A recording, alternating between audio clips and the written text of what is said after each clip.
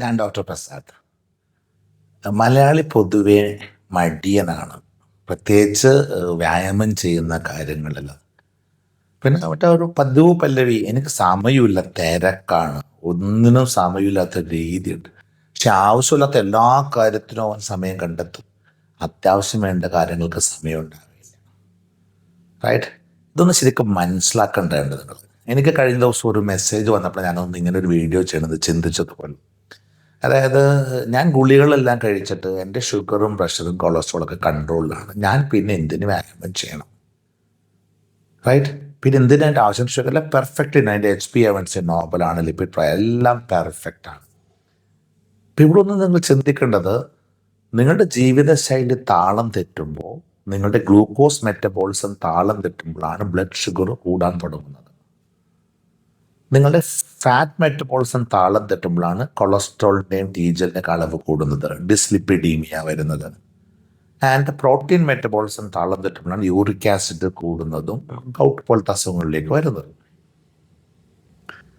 So ഈ metabolism താളം തെറ്റുമ്പോൾ നിങ്ങളുടെ ബ്ലഡിലെ പ്രഷറോ ഷുഗറോ കൊളസ്ട്രോളോ കൂടുന്നത് ഇതൊരു രോഗലക്ഷണം മാത്രമാണെന്ന് ചിന്തിക്കുക. ഇപ്പോൾ പ്രമേഹം എന്ന് പറയുമ്പോൾ ബ്ലഡ് ഷുഗർ കൂടുന്നതല്ല പ്രമേഹം. ഒന്ന്, ഇൻസുലിൻ റെസിസ്റ്റൻസ്, ബ്ലഡിൽ ഇൻസുലിന് ഗ്ലൂക്കോസിനെ മസിൽസിലേക്ക് ലിവറിലേക്ക് കടത്തിവിടാൻ പറ്റായിക, ഇൻസുലിൻ റെസിസ്റ്റൻസ്. രണ്ട്, the lazy and sleeping pancreas, മടിപിടിച്ച് ഉറങ്ങിപ്പോയ പാൻക്രിയാസ്. അതാണ് നമ്മൾ ഇൻസുലിൻ ചാടിക്കാനുള്ള ഗുളികൾ കഴിക്കുമ്പോൾ ആ ഇൻസുലിൻ ചാട് ഷുഗർ കുറയും. ഗുളിക കഴിച്ചില്ലെങ്കിൽ ചാടില്ല, പാൻക്രിയാസ് മടിപിടിച്ചിരിക്കുന്നു, ഇൻസുലിൻ്റെ അവൈലബിലിറ്റി കുറയുന്നു, ലേസി പാൻക്രിയാസ്. ടൈപ്പ് 1 പാൻക്രിയാസിലെ ബീറ്റാ സെൽസ് ഡാമേജ് ആയിപ്പോയതാണ്. പക്ഷെ type 2 lazy and sleeping pancreas മനസ്സിലേക്കാണ്. അടുത്തത് രക്തക്കുഴലിൻ്റെ കൊഴുപ്പ് എന്നറിയുമ്പോൾ, രക്തക്കുഴലിൻ്റെ ഭിത്തി ഇങ്ങനെ മുരിങ്ങാക്കോല് പോലെ നിറയെ, അത് 5-6 വയസ്സുമ്പോൾ കൊഴുപ്പടിയുന്നതാണ്. സോ പാൻക്രിയാസിലേക്ക് രക്തോട്ടം കുറയുമ്പോൾ 30-40 വയസ്സാകുമ്പോൾ തന്നെ 60-70-80 വയസ്സിലെ പാൻക്രിയാസിൻ്റെ രക്തോട്ടമേ ഉള്ളൂ. സോ ഇതൊക്കെയാണ് ശരിക്കും പ്രമേഹത്തിൻ്റെ ബേസിക് കാരണങ്ങൾ.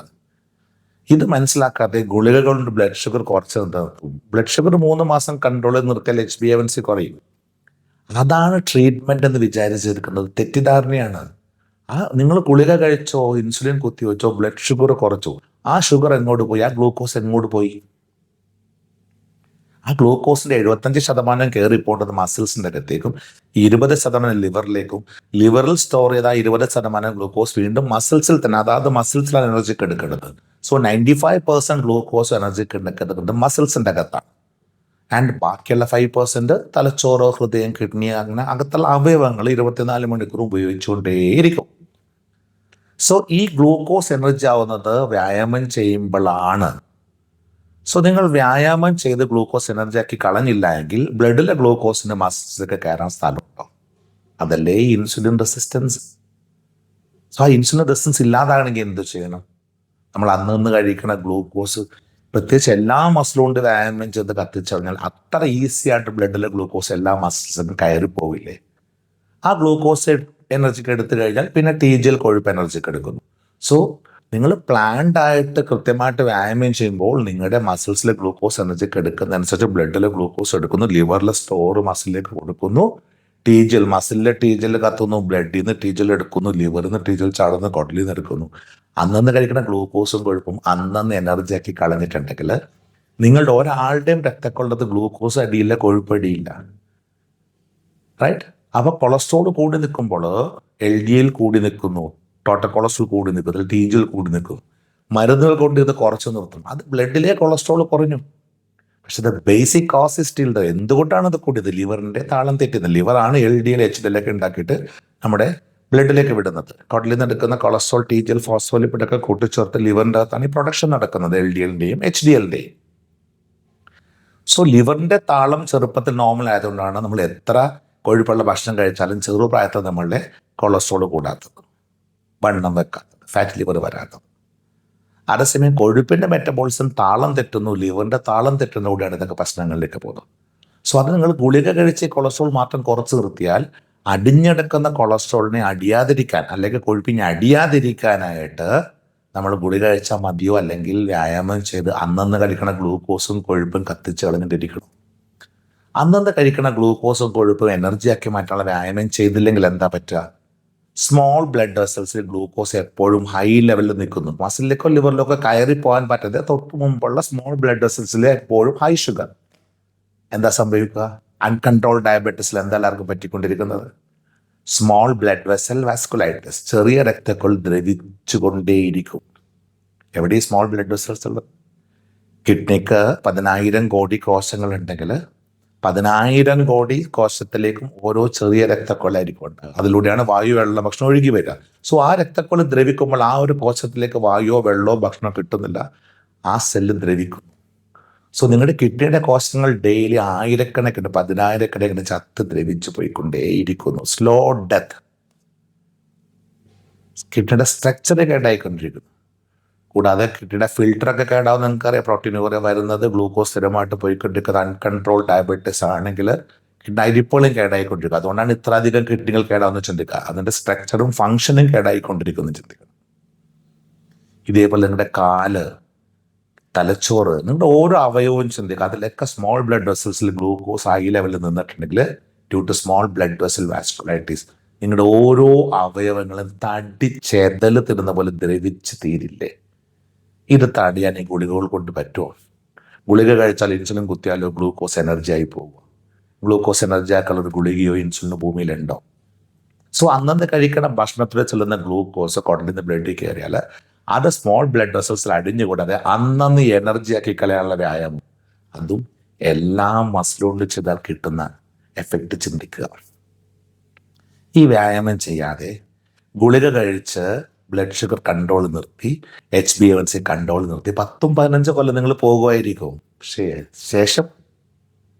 ശേഷം ചിന്ത്യം ആലോചിക്കുക. നിങ്ങൾ എന്താണ് സംഭവിക്കുക? എന്തുകൊണ്ട് വർഷങ്ങളോളം കൺട്രോൾ ചെയ്ത് പ്രമേയത്തെ കൊണ്ട് നടന്നിട്ടും അവസാനം വയസ്സാം കാലത്ത് കാല് മുറിക്കേണ്ടി വരുന്നു, കിഡ്നി പോയി ഡയാലിസിസ് ചെയ്യേണ്ടി വരുന്നു, ആൻജിയോപ്ലാസ്റ്റി ബൈപ്പാസ് ഒക്കെ ചെയ്യേണ്ടി വരുന്നു.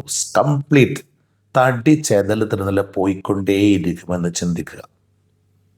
സോ ആ ഗ്ലൂക്കോസ് എനർജി ആക്കാൻ ഗുളികകൾ മാത്രം പോരാ, ബ്ലഡ് ഷുഗർ കൺട്രോൾ ചെയ്താൽ പോരാ, വ്യായാമം ചെയ്തേ പറ്റൂ. അതിൻ്റെ ഒപ്പം ഗ്ലൂക്കോസ് എനർജിക്ക് എടുത്തു കഴിഞ്ഞാലാണ് കൊഴുപ്പെടുക്കുക. അന്നൊന്ന് കഴിക്കുന്ന ഗ്ലൂക്കോസ് പോലെ എനർജി ആക്കാനുള്ള അധ്വാനം ഉണ്ടാവില്ല, വ്യായാമം ഉണ്ടാവില്ല. പിന്നെ എങ്ങനെയാണ് കൊഴുപ്പെടുക്കുക? ഇതോടുകൂടി കൊഴുപ്പടിഞ്ഞുകൂടാ. 5-6 വയസ്സ് പ്രായത്തിൽ ചെറിയ രക്തക്കോളിൻ്റെയൊക്കെ ഭിത്തിയിൽ അടിഞ്ഞുകൂടാൻ തുടങ്ങും. അതാണ് ബ്ലോക്കുകൾ അല്ലെങ്കിൽ പ്ലാക്സ്. ഒരു ഏജ് കഴിയുമ്പോൾ ഒബസിറ്റി, ശരീരത്തിൽ കൊഴുപ്പടിഞ്ഞ് പൊണ്ണത്തടി വരുന്നു, വയറ് ചാടുന്നു, ഒബസിറ്റി സെൻട്രൽ വിസറൽ ഫാറ്റൊക്കെ കൂടി വരുന്നു.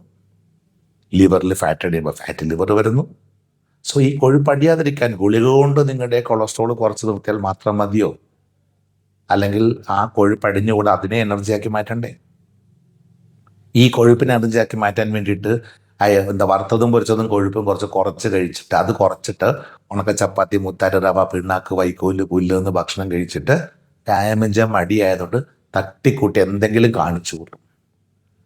നമ്മുടെ ശരീരത്തിന് വേണ്ടി എല്ലാ ന്യൂട്രിയൻസും കിട്ടുന്ന ഭക്ഷണത്തിലൂടെയല്ലേ? വായു വലിക്കുമ്പോൾ വായു, വെള്ളം കുടിക്കുമ്പോൾ വെള്ളം. ന്യൂട്രിയൻ റിച്ച് ആയിട്ടുള്ള ഭക്ഷണം കഴിച്ചാൽ മാത്രമേ നമുക്ക് ആരോഗ്യമുള്ളാവൂ. നിങ്ങൾ ഈ ഡയബറ്റിക് പേഷ്യൻസ് കറവ പറ്റിയ പശുവിനെ പോലെ ഇരിക്കുന്ന കാര്യം എന്താണെന്ന് ചിന്തിക്കുന്നത്. സോ ക്വാളിറ്റിയുള്ള ഭക്ഷണം കഴിച്ചിരിക്കണം. പ്ലസ് സ്മോൾ ബ്ലഡ് വെസൽ വാസ്കുലൈറ്റിസും ഈ ഫാറ്റ് അക്യുമുലേഷനും പ്രിവെൻറ്റ് ചെയ്യണം. അതിന് മരുന്ന് മാത്രം മതിയോ? അല്ലെങ്കിൽ കഴിക്കുന്ന ഭക്ഷണത്തിൻ്റെ കൺട്രോളിൻ്റെ ഒപ്പം തന്നെ ക്വാളിറ്റിയുള്ള ഭക്ഷണം കൺട്രോൾഡായിട്ട് കഴിച്ചിട്ട് അതിൻ്റെ ഒപ്പം പ്ലാൻഡായിട്ട് വ്യായാമം ചെയ്യുന്നതല്ലേ ചികിത്സ? അതല്ലേ നിങ്ങൾ ചെയ്യേണ്ടത്? അവിടെ മടി ആയതുകൊണ്ട് വ്യായാമം ചെയ്യാൻ മടി പിടിച്ചിട്ട് ഡോക്ടേഴ്സ് പറയും വ്യായാമം ചെയ്യണം പറയും, പക്ഷെ നിങ്ങൾ ചെയ്യുന്നില്ല. എന്നിട്ട് ഗുളിക കൊണ്ടോ ഇൻസുലിൻ കൊണ്ടോ പ്രഷറും ഷുഗറും കൊളസ്ട്രോളും കൺട്രോൾ നിർത്തിയാൽ എല്ലാം ഓക്കെ എന്ന് വിചാരിക്കുന്നത് വിഡ്ഢിത്തരമാണ്. BP കൂടി നിൽക്കുന്നു. നിങ്ങൾ BP ഗുളിക കഴിച്ചു, BP കുറഞ്ഞു. BP കുറയുമ്പോൾ ഓട്ടോമാറ്റിക്കലി എന്തുകൊണ്ടാണ് BP കൂടിയത്? രക്തക്കുഴലിൻ്റെ ഭിത്തി മുരിങ്ങാക്കോലോ അല്ലെങ്കിൽ ബ്ലോക്കുകൾ അറിഞ്ഞു, കോശങ്ങൾക്ക് രക്തോട്ടം കുറഞ്ഞു, വായു, വെള്ളം, ഭക്ഷണം വേണ്ട പോലെ കിട്ടുന്നില്ല. അപ്പോൾ ഹൃദയം കൂടുതൽ ബലത്തിൽ പമ്പ് ചെയ്താലേ കോശങ്ങളിലേക്ക് ന്യൂട്രിയൻസ് ചെല്ലും. അതുകൊണ്ടാണ് BP കൂടിയത്. നിങ്ങൾ ഗുളിക കഴിച്ച് BP കുറച്ചു. BP കൂടിയാൽ ഹൃദയാഘാതം വരാം, പക്ഷാഘാതം വരാം. അതുകൊണ്ട് BP കുറക്കണം. പക്ഷെ ഗുളിക കഴിച്ച് BP കുറക്കുമ്പോൾ രക്തസഞ്ചാരം കുറയില്ലേ, രക്തോട്ടം കുറയില്ലേ, കോശങ്ങൾക്ക് വായു, വെള്ളം, ഭക്ഷണം കിട്ടുക. അപ്പോൾ കോശങ്ങൾക്ക് അകാല വാർദ്ധക്യം സംഭവിക്കില്ലേ?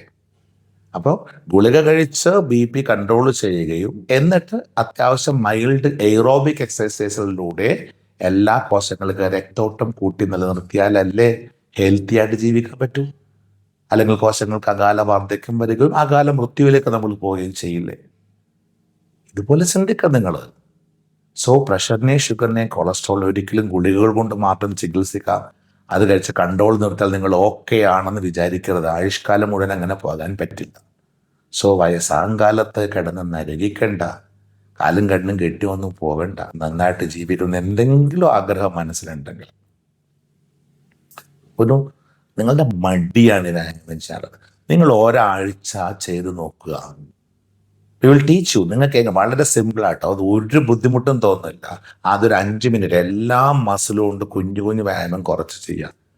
നിങ്ങളുടെ വീട്ടിലിരുന്ന് ചെയ്യാവുന്ന, അടുക്കളയിൽ വിസിറ്റിംഗ് റൂമിൽ നിങ്ങൾ വീട്ടിലിരുന്ന് ചെയ്യാവുന്ന ഈ 365 ദിവസവും യാത്ര പോകുന്ന വീടും സ്ഥലത്തെ ഹോട്ടലിലെ ബെഡ്റൂം, ആ ബെഡിലിരുന്ന് ചെയ്യാവുന്ന സിമ്പിളായിട്ട് കുറച്ച് വ്യായാമങ്ങൾ പഠിക്കുക. രാവിലെ ഒരു 5 മിനിറ്റ്, വൈകുന്നേരം 5 മിനിറ്റ് ചെയ്യുക. അത് പതുക്കെ 6 7 പതുക്കെ പതുക്കെ കൂട്ടി വരാം. നിങ്ങൾ അറിയില്ല, ഓരോ ദിവസം കഴിയുന്നതോറും ബോഡി ക്ലീനിങ് പ്രോസസ്സിങ് ഇങ്ങനെ വന്നുകൊണ്ടിരിക്കും. കുറച്ച് കഴിയുമ്പോൾ നിങ്ങളുടെ കംപ്ലീറ്റ് ബോഡി എല്ലാ ഭാഗത്തും രക്തോട്ടം കൂടുന്നു, എല്ലാ ബ്ലഡ് വെസൽസും ക്ലീൻ ആകുന്നു, അതിൻ്റെ അകത്ത് അടിഞ്ഞു കൂടുന്ന ഗ്ലൂക്കോസും കൊഴുപ്പൊക്കെ പ്രിവെൻറ്റഡ് ആകുന്നു. ഓരോ ദിവസവും കഴിയുന്തോറും നഷ്ടപ്പെട്ടു പോയ യൗവനം തിരിച്ചു വരുന്നത് മനസ്സിലാവും. ഓരോ ദിവസം കഴിയുന്തോറും നിങ്ങൾ ഹെൽത്തി ആയിക്കൊണ്ടേയിരിക്കും. പ്രായം തിരിച്ചു വരും. പ്രഷറിൻ്റെയും ഷുഗറിൻ്റെയും കൊളസ്ട്രോളിൻ്റെയൊക്കെ മരുന്നിന് ഡോസ് കുറഞ്ഞു വരും. ഇപ്പം നിങ്ങളുടെ കിഡ്നി കേടായിട്ട് കിഡ്നിയുടെ കേടിന് ഒരു നെഫ്രോളജിസ്റ്റ് നിങ്ങൾക്ക് കുറച്ച് മരുന്നുകൾ തന്നു. ആ മരുന്ന് കഴിച്ചത് കുടലിൽ നിന്ന് ബ്ലഡിൽ കയറി ബ്ലഡിലൂടെ ഒഴുകി കിഡ്നി ചെന്നാലല്ലേ ആ മരുന്നിന് ആക്ഷൻ കിട്ടൂ. ആ കിഡ്നിയിലേക്കുള്ള രക്തോട്ടം കൂട്ടണമെങ്കിൽ കിഡ്നി കൊണ്ട് വ്യായാമം ചെയ്യാൻ പറ്റുമോ? സോ ജനറലൈസ്ഡ് വ്യായാമത്തിലൂടെ, ഡയറ്റ് കൺട്രോളിലൂടെ, പ്ലാൻഡ് എയ്റോബിക് എക്സസൈസിലൂടെയും ബ്രീത്തിങ് എല്ലാം മിക്സ് ചെയ്തിട്ട് maximum blood flow through all organs അത് ഉറപ്പാക്കണം.